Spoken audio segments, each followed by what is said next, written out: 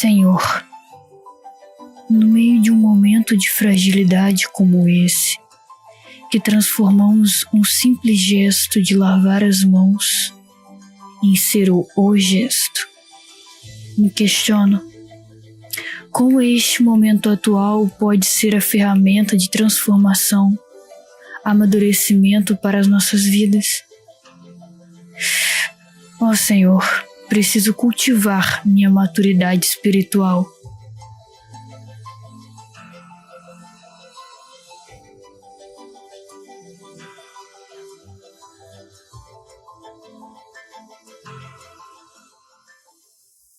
Em meio a uma pandemia de níveis globais, é absolutamente comum que as pessoas, e compreensível que as pessoas estejam preocupadas com a sobrevivência.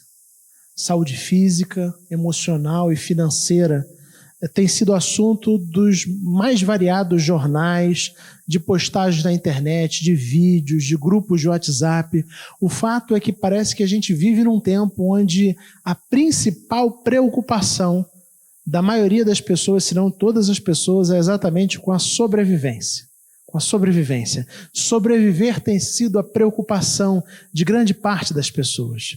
Embora essas questões sejam legítimas, como seguidores de Jesus, como pessoas que creem que Deus está no controle da história, que Deus está no controle do universo, pessoas que creem que Deus é soberano e que não existe nada que aconteça que fuja à soberana vontade de Deus, eu e você somos desafiados a dar um passo além, a buscar compreender, a buscar discernir e entender o que Deus quer produzir em nós, no nosso caráter, na nossa vida, através das circunstâncias que a gente está vivendo, nesse momento tão peculiar.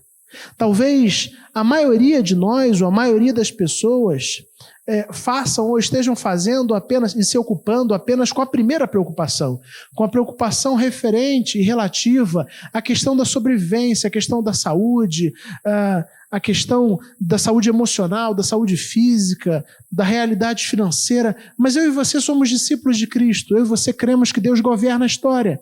Então, se a gente crê que Deus governa a história, a gente crê que Deus tem governado esse momento na história, é fundamental que a gente se pergunte o que Deus está querendo produzir em nós, o que Deus está querendo fazer em nós nesse momento desafiador que a gente está vivendo. Esse é o assunto da nova série de mensagens que nós começamos hoje. Eu tenho aprendido. A ideia é a gente pensar em ensinamentos, em lições, em direções que Deus tem apontado para cada um de nós através dessa circunstância desafiadora que eu e você temos vivido. A pergunta inicial, talvez, que a gente possa se fazer é exatamente essa: o que você tem aprendido nesse tempo em que estamos vivendo? Quais são as coisas que você já aprendeu? O que você acha que Deus quer ensinar a você e a mim? O que temos aprendido? Num tempo marcado por tanta ansiedade, por tantas inquietações, a gente corre o risco, como eu já disse, de ficarmos ou de sermos assaltados pelas inquietações e pelas preocupações dessa vida e perdermos de vista aquilo que Jesus disse lá em Mateus 6,32, o Pai Celestial sabe do que nós precisamos. Então, a ansiedade, a preocupação, a inquietação, ela é pouco, para não dizer nada proveitosa, porque ela nos consome, sendo que nós cremos e sabemos que temos um Deus que sabe daquilo que a gente precisa e que está cuidando da gente. Por isso, esse momento que a gente está vivendo deve ser um momento de reflexão, de oração, para que a gente consiga compreender o que Deus está produzindo em nós, o que nós temos a aprender diante das realidades que a gente tem vivido. Hoje, o nosso tema será: eu tenho aprendido que eu preciso cultivar a minha maturidade espiritual.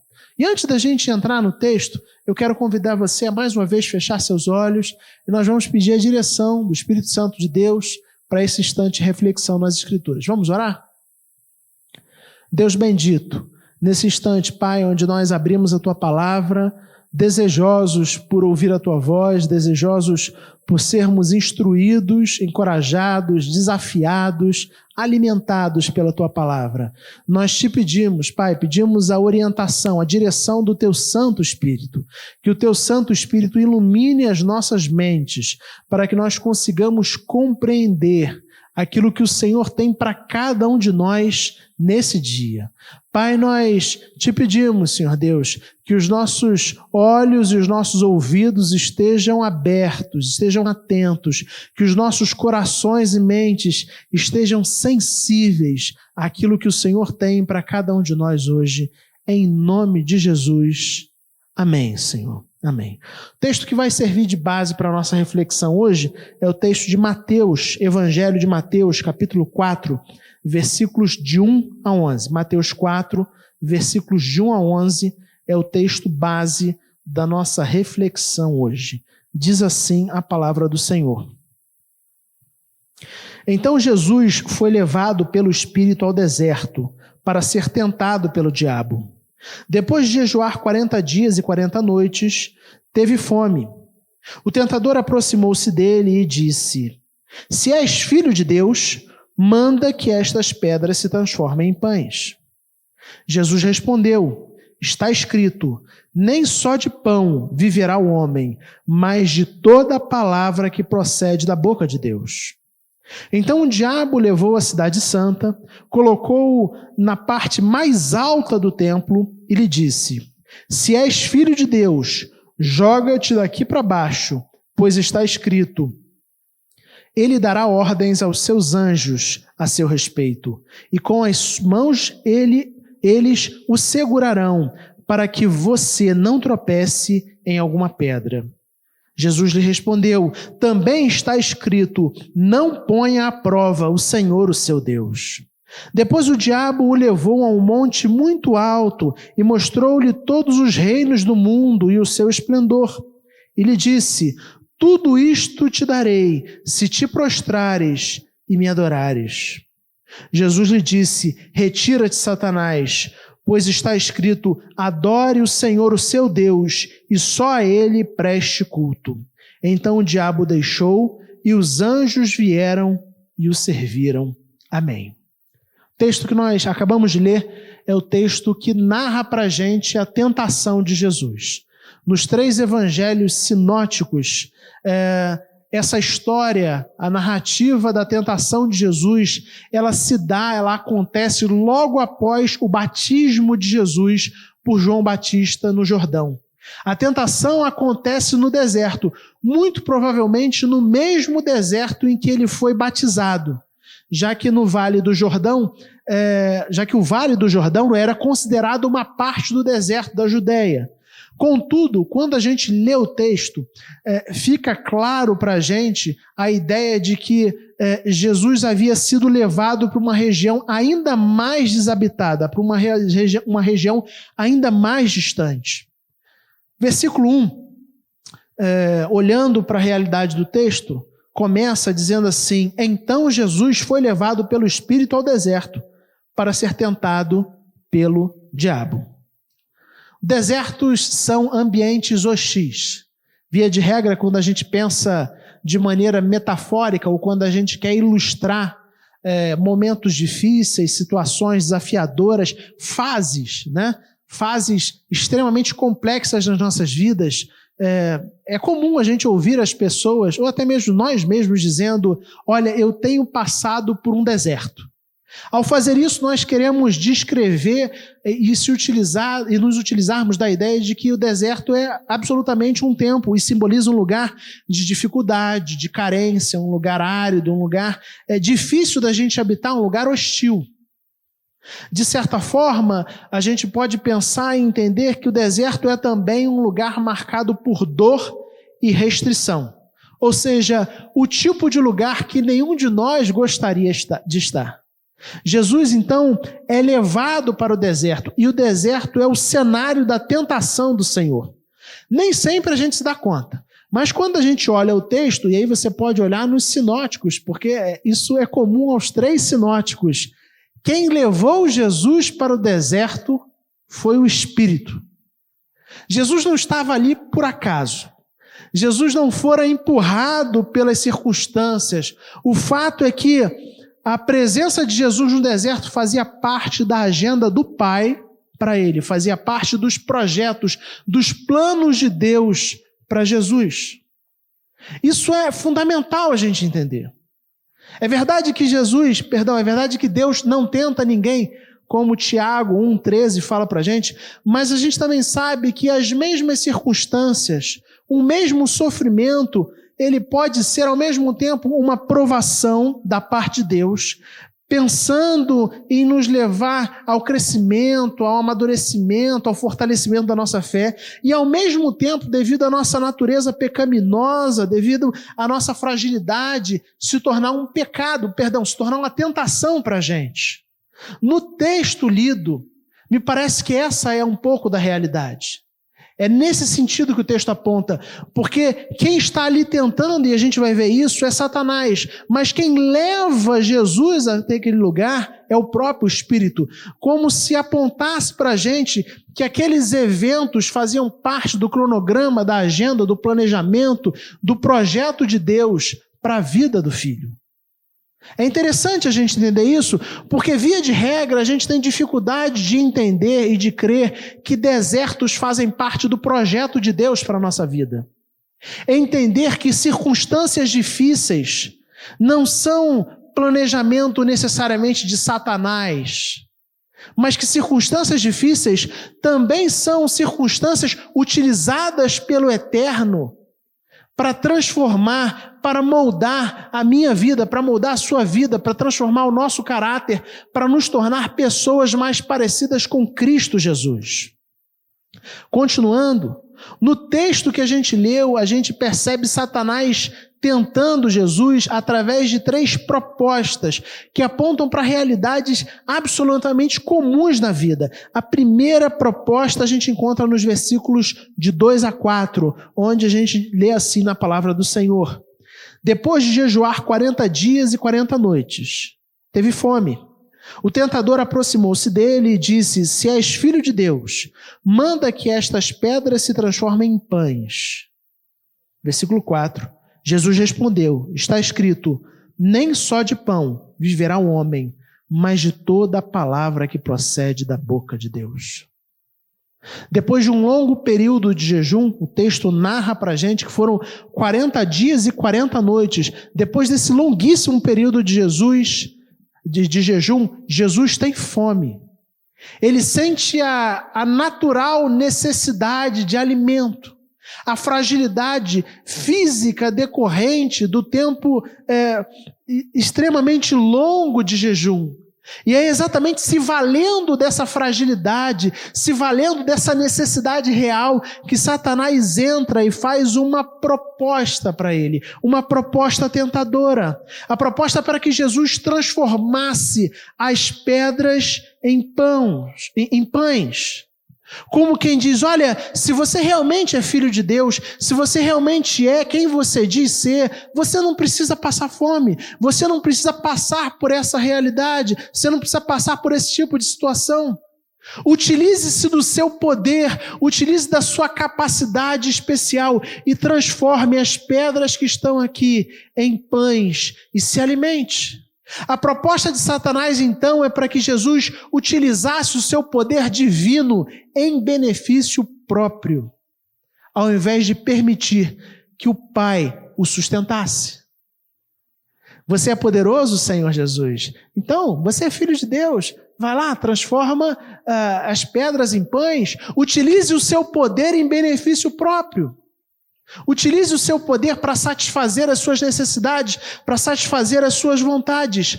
Contudo, é muito interessante porque Jesus, e a gente vai ver isso ao longo das 3 propostas, 3 tentações feitas por Satanás a Jesus, Jesus responde o inimigo a partir das Escrituras. E ele cita Deuteronômio capítulo 8, versículo 3, ele faz uma alusão a esse texto, dizendo, nem só de pão viverá o homem, mas de toda a palavra que procede da boca de Deus. Ele está fazendo uma clara alusão ao período em que o povo judeu vivia no deserto. E ali no deserto eles caminhavam no deserto. E lá no deserto eles foram sustentados por Deus. E mesmo em meio à realidade do deserto, a realidade difícil do deserto, o Senhor mandou um maná para eles. O Senhor deu pão do céu para que eles se alimentassem. Ou seja, o que Jesus está dizendo para ele, olha, eu não preciso utilizar o meu poder para satisfazer as minhas próprias vontades, porque eu estou aqui para depender do Pai, e eu sei que o Pai supre, eu sei que o Pai conhece as minhas necessidades, eu sei que o Pai vai me alimentar. Nem só de pão viverá o homem, mas de toda a palavra que procede da boca de Deus. O fato, queridos, é que assim como Jesus, ainda hoje, eu e você somos tentados a abandonar a dependência de Deus e a tentar agir por conta própria. A tentar utilizar o nosso poder, a tentar utilizar e responder às realidades desafiadoras, os problemas e circunstâncias complexas da vida, com a nossa capacidade pessoal, com o nosso entendimento, com a nossa vontade. Contudo, nós somos chamados a depender de Deus. Nós somos chamados a nos alimentarmos da palavra que procede da boca de Deus. Em meio a um tempo onde as pessoas são estimuladas a serem cada vez mais independentes, onde nós temos boas alternativas, boas saídas, bons projetos, boas ideias para tentar responder a tudo o que se apresenta diante de nós, eu e você somos chamados a depender, a abrir mão de utilizar o poder e a capacidade que Deus nos dá em nosso próprio benefício, para depender do Senhor. Nem só de pão o homem viverá, mas de toda a palavra que procede da boca de Deus. Que isso fique marcado no nosso coração. Mas o texto continua, e Satanás vem com a segunda proposta tentadora, nos versículos de 5 a 7, onde nós lemos: Então o diabo o levou à cidade santa, colocou-o na parte mais alta do templo e lhe disse: Se és filho de Deus, joga-te daqui para baixo, pois está escrito, ele dará ordens a seus anjos a seu respeito, e com as mãos eles o segurarão, para que você não tropece em alguma pedra.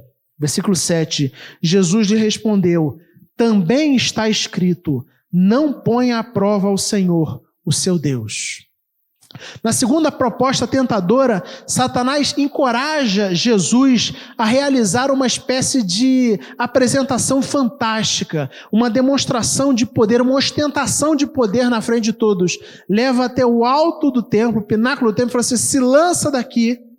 E aí, se o texto lá de Salmo 91, versículos 11 e 12 é verdadeiro, o Pai vai enviar os anjos e na frente de todos você será protegido e será guardado e nada te acontecerá.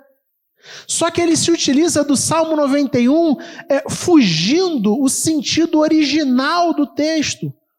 Como quem diz, se Deus promete te proteger, se Deus promete que vai proteger uma pessoa piedosa, um crente comum, quanto mais Ele não irá proteger o seu filho. Experimente. Teste se Deus realmente agirá como Deus e protegerá você. Essa é a proposta de Satanás. Teste Deus. Veja se Deus é realmente esse Deus protetor que Ele diz ser. Contudo, entenda uma coisa, confiar é diferente de tentar. Confiar é diferente de tentar. A sutil proposta de Satanás, na verdade, lança dúvidas sobre a fidelidade de Deus. Jesus não precisava ser atirado ali porque ele sabia que Deus é fiel. Então ele não precisava testar a fidelidade de Deus. Ele não precisava testar o poder de Deus. Ele não precisava testar o cuidado de Deus. Ele não precisava testar o amor de Deus. Então a resposta dele é fantástica. Ele diz, olha, nós não devemos tentar a Deus. Nós somos protegidos pelo Pai nas situações arriscadas que o próprio Pai coloca. Mas não devemos criar situações arriscadas propositalmente para testar a bondade e o cuidado de Deus. Como quem diz, olha, se eu estivesse passando por uma situação arriscada porque Deus me colocou nessa situação, eu poderia estar tranquilo, eu deveria estar tranquilo, porque Deus iria cuidar de mim. Agora, isso é muito diferente de entrar numa situação perigosa propositalmente para testar o cuidado de Deus na minha vida. É completamente diferente. A ideia de Satanás é lançar dúvidas sobre a fidelidade de Deus. E aí o que Jesus faz? Ele, mais uma vez, ele diz, olha, Deus não precisa e nem deve ser colocado à prova. Não ponha à prova o Senhor, o seu Deus. De forma igual, queridos, eu e você não temos licença para nos arriscarmos de maneira irresponsável ou temerária. O fato é, Deus nos ajudará a passar por todas as situações que fazem parte do seu plano para as nossas vidas. Mas existem muitos momentos onde eu ouço um discurso de, eu vivo pela fé, quando na verdade isso tão somente esconde uma forma de caminhada irresponsável. Uma forma de caminhada inconsequente. Eu e você não somos chamados a sermos inconsequentes. Eu e você somos chamados a confiar em Deus e agir de maneira responsável. Não podemos pôr à prova o Senhor, nosso Deus. Deus nos ajudará a passar por todas as situações que fazem parte dos seus planos para a nossa vida. Mas eu e você não devemos criar situações perigosas propositalmente para provar, para testar a fidelidade do nosso Deus. É isso que Jesus está dizendo. Na terceira tentação ou proposta tentadora feita por Satanás, versículos de 8 a 11, nós lemos assim: depois o diabo o levou a um monte muito alto e mostrou-lhe todos os reinos do mundo e o seu esplendor, e disse-lhe, tudo isto te darei se prostrares e me adorares. Jesus lhe disse, retira-se Satanás, pois está escrito, adore o Senhor, o seu Deus, e só a ele preste culto. Então o diabo o deixou, e os anjos vieram e o serviram. Nem sempre a gente se dá conta da tentadora proposta feita por Satanás para Jesus aqui. Ele está dizendo, olha, eu sei que você veio a esse mundo para reinar sobre esse mundo. E eu posso te dar, ele faz a promessa, a gente sabe que é uma promessa mentirosa, mas ele promete, eu posso te dar todos os reinos desse mundo, se você se prostrar e você me adorar. A proposta de Satanás, ela é altamente atraente porque ela promete um reinado sem cruz. Ela promete a Cristo um reinado sem calvário, um reinado sem sofrimento. Mas como toda proposta satânica, o objetivo é sempre nos levar para longe de Deus e para longe da vontade de Deus. A ideia é um reinado sobre o mundo, só que se curvasse a Ele. Toda proposta de Satanás sempre aparece com um porém, com um mais. Olha, tudo isso eu vou te dar, mas você precisará se prostrar e me adorar.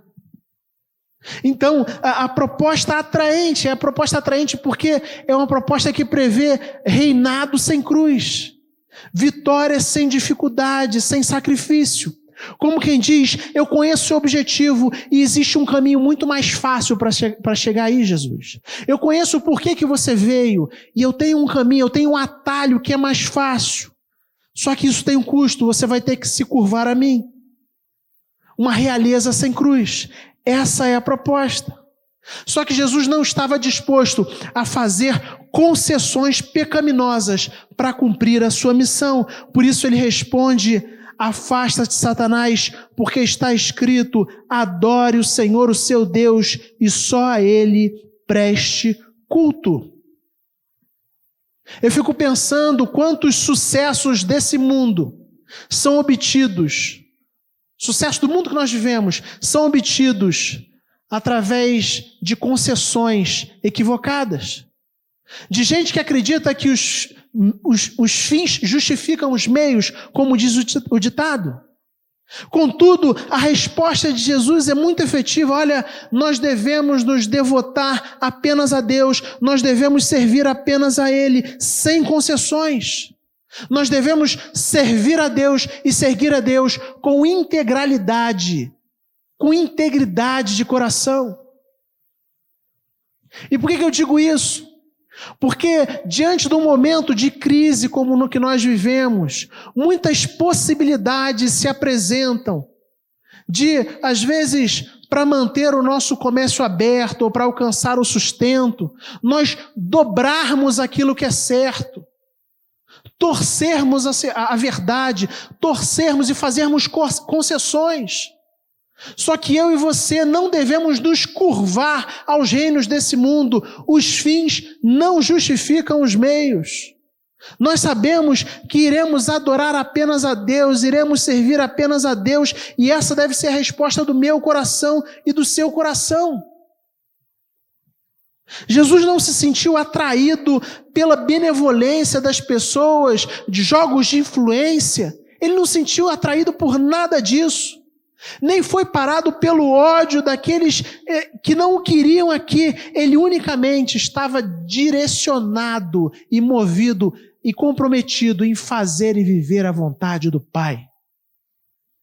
Por isso ele diz: eu existo para adorar a Deus. Eu existo para adorar o Senhor, o meu Deus, e só a Ele eu vou prestar culto. A minha vida vai ser uma vida de serviço a Deus.